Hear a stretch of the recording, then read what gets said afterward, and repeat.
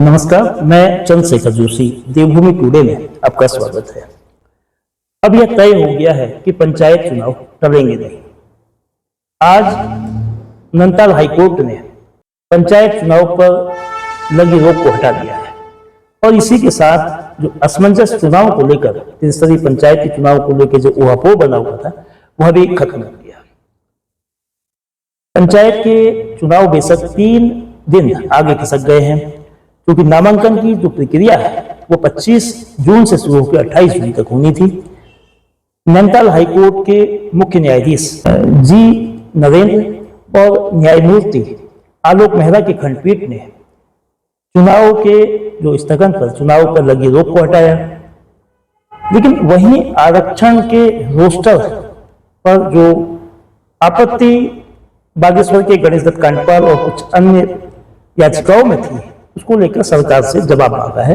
3 सप्ताह का समय सरकार को दिया गया, यानी कि सुनवाई आरक्षण के रोस्टर को लेकर जारी रहेगी। पंचायती चुनाव को लेकर नैनीताल हाईकोर्ट ने चुनाव के कार्यक्रम को नए सिरे से 3 दिन आगे खिसकाते हुए नया आदेश जारी करने को कहा है। चुनाव को लेकर जो धुंध थी उसके छटने के बाद तमाम राजनीतिक दलों की सरगर्मी, राजनीतिक दलों में तैयारियां जो पहले से भी चल रही थी उसमें एक नई जान आ गई है। भारतीय जनता पार्टी और कांग्रेस जो उत्तराखंड के मुख्य राजनीतिक दल हैं, उनकी जो तैयारी है वो क्या है, इस पर क्या प्रतिक्रिया है, इसको जानने के लिए भारतीय जनता पार्टी के वरिष्ठ नेता, प्रदेश कार्यकारिणी सदस्य एडवोकेट शंकर दत्त पांडे से बात करते हैं। पांडे साहब, जो 21 जून को अधिसूचना जारी हुई थी, 23 जून को हाईकोर्ट ने इस पर रोक लगाई थी और आज 27 जून को ये रोक हट गई है, यानी कि अब त्रिस्तरीय पंचायती चुनाव हो गए। तो इस पर पार्टी की क्या प्रतिक्रिया है और आप लोगों की तैयारी किस तरह से चल रही है? नमस्कार जोशी जी, जैसा कि आपने अभी पूछा कि पंचायत चुनाव के मामले में सरकार क्या कर रही है। पंचायत चुनाव के मामले में जो बीच में कुछ याचिकाएं बागेश्वर की और दूसरी जगह की जो याचिकाएं माननीय हाईकोर्ट में लगाई थी, उनमें 23 तारीख को स्टे दे दिया था। तो उस स्टे से जो हमारा चुनावी कार्यक्रम था उस पर थोड़ा सा ये लग रहा था कि चुनाव होते हैं कि नहीं होते, लेकिन आज जब सरकार ने अपना जो अधिसूचना थी चुनाव से संबंधित, आरक्षण से संबंधित जो गजट नोटिफिकेशन था, वो जब सरकार ने कल पेश किया तो माननीय न्यायालय ने 1 दिन की तिथि बढ़ाते हुए आज उस पर अपना फैसला, जो उन्होंने 23 तारीख को कोर्ट से स्थगन आदेश दिया था, उसको आज निरस्त कर दिया। तो आज स्टे हट गया, तो इट मीन्स जो हमारा चुनावी कार्यक्रम था पार्टी का, सरकार का, वो 3 दिन खिसक गया है, क्योंकि पहले 25 तारीख से नामांकन पत्रों की बिक्री थी, फिर जांच थी, फिर वापसी का समय था। तो ये जो 3 दिन का समय है ये आगे बढ़ाने की प्रक्रिया आपका निर्वाचन आयोग कर रहा है और इसी के क्रम में चुनाव निश्चित रूप से होने हैं। ये जो चुनाव होंगे कि नहीं होंगे बादल था वो छट चुका है। इसी क्रम में जो अभी कांग्रेस के माननीय हरीश रावत जी कहते थे कि सरकार ये कर रही है वो कर रही है, तो आज उनके मुंह पे भी ताला लगा दिया है। माननीय कोर्ट ने भी सरकार के फैसले पर मोहर लगा दी है कि निश्चित रूप से ये आरक्षण सही किया गया है, क्योंकि जस्टिस आयोग के अनुसार ही नया आरक्षण का रोस्टर जारी किया है, इसलिए वो वैध हो गया है। आज न्यायालय ने उसमें मोहर लगा दी है। क्योंकि आप लोगों की पार्टी भारतीय जनता पार्टी ने जो जिला पंचायत के सदस्यों के लिए पार्टी अधिकृत करने की प्रक्रिया हुई है, तो रायशुमारी हो गई है।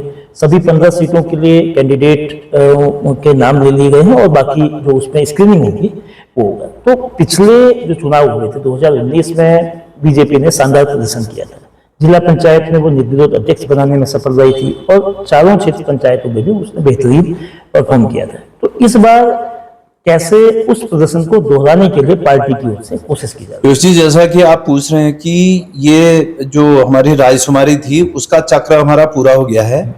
इस जनपद में 12 सीटें थी, 12 सीटों पर जितने भी नाम आए हमने वो नाम अपने पार्टी मुख्यालय को भेज दिए हैं। वो हमने अपने तरीके से, अब जैसे ही ये निर्वाचन की प्रक्रिया आपके ये इलेक्शन कमीशन का जो अगला एक कार्यक्रम जारी होगा उसके अनुसार हमारी पार्टी अपना बैठ के, क्योंकि तैयारी पूरी है, नाम सब जा चुके हैं, उन पर स्क्रीनिंग करेंगे और उच्च नेतृत्व बैठेगा, जो भी उसमें होगा। और हम लोगों के साथ जो भी उसमें जो हम रायशुमारी वाले लोग थे, सब लोग अपने अपने विधानसभा में गए और वो रायशुमारी करके हमने अपना लिफाफा बंद करके वहां भेज दिया है।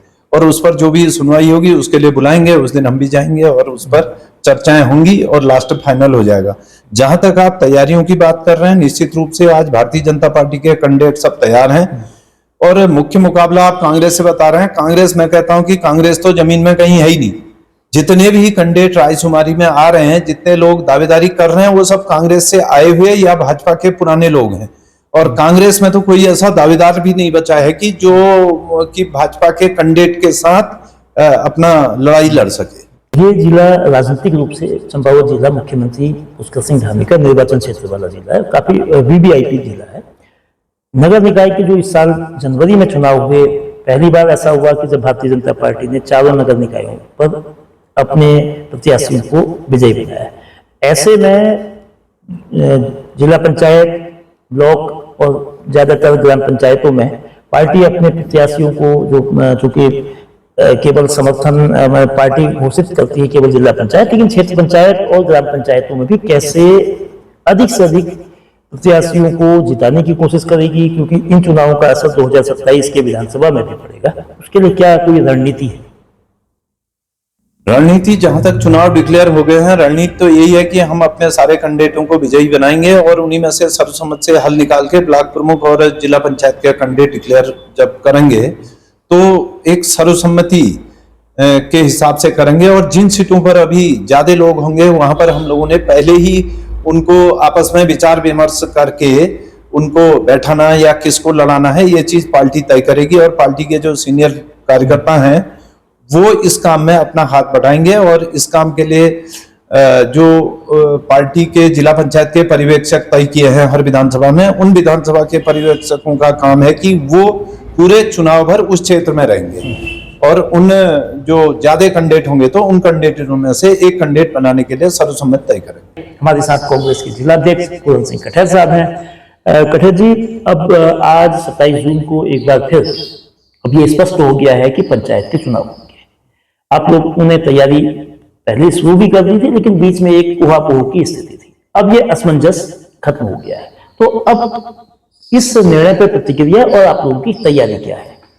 नमस्कार जोशी जी, आपके देवभूमि टुडे में सर्वप्रथम तो मैं जो आज हाईकोर्ट का जो निर्णय आया है उसमें कोर्ट के ने जो क्या उसका निर्णय का हम स्वागत करते हैं कि उन्होंने जो है बड़े सोच समझ करके और 3 दिन हियरिंग करने के बाद जो है ये निर्णय दिया है कि जो है चुनाव यहाँ पर उत्तराखंड में पंचायत चुनाव कराए जाएं। और जहाँ तक मेरा मानना है कि जो इसमें भाजपा सरकार है, सरकार ने जो है इस चुनाव के उसमें जो उन्होंने आरक्षण का जो उनका रोटेशन था वो और उन जो सीटों को लेकर जो आरक्षण था उसमें जो स्पष्ट जैसे सरकार ने जब रोक लगाई तो इसमें वो स्पष्ट अपना पक्ष रख नहीं पाई। 3 दिन तक हियरिंग चली, उसके बाद बड़े सूझबूझ करके हाईकोर्ट ने निर्णय दिया है, उसका हम पूरी पार्टी स्वागत करती है।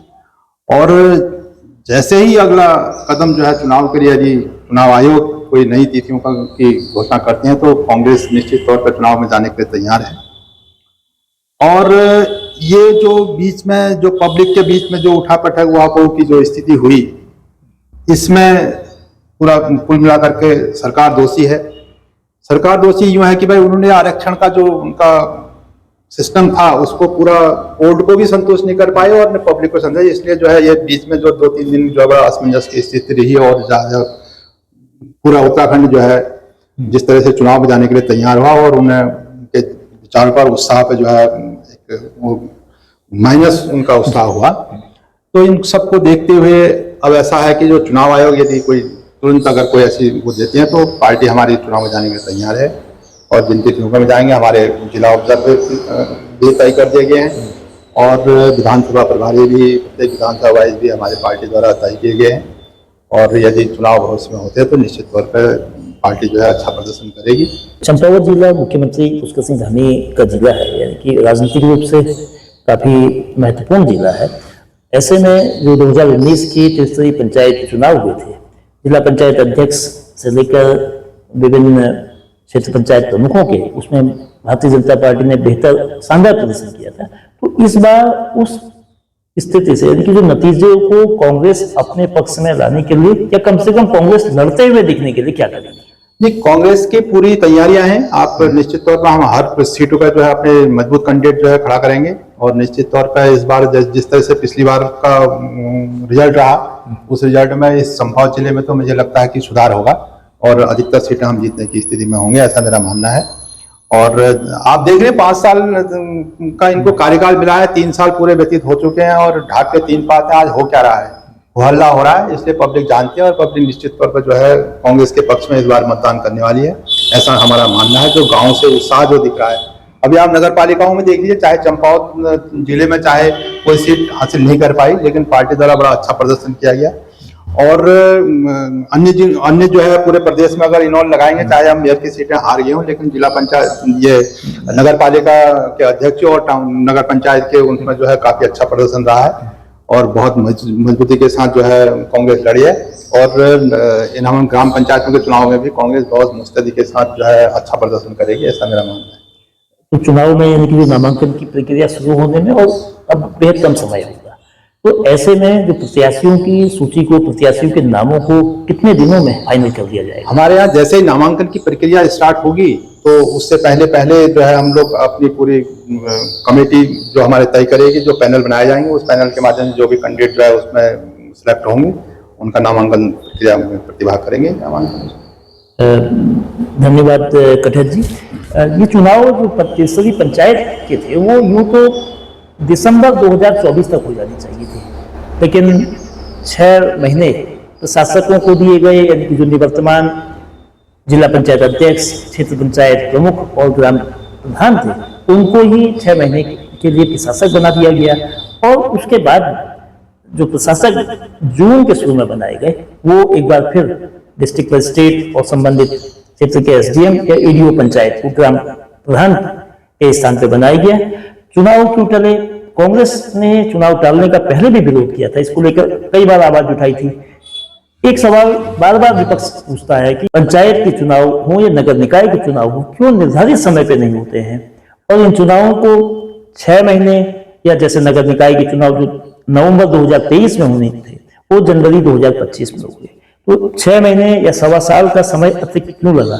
ऐसे में चुनाव के जो मुद्दे होंगे, ग्रामीण राजनीति, ग्रामीण विकास, पलायन को रोकना के साथ साथ पंचायती व्यवस्था को सशक्त करने के लिए क्या हो सकता है, विपक्ष इन मसलों को भी प्रखरता से उठाएगा, ऐसा कम से कम उसका कहना है। और भारतीय जनता पार्टी का ये मानना है कि डबल इंजन की सरकार है, नगर निकाय में भी है। अगर वो त्रिस्तरीय पंचायतों में चुनाव जीतती है, तो हर स्तर पर भारतीय जनता पार्टी की सरकार होने से गांव, शहर, देश और प्रदेश में विकास बढ़ेगा। लेकिन क्या ऐसा होगा, इसके लिए नतीजे तक का इंतजार करना होगा।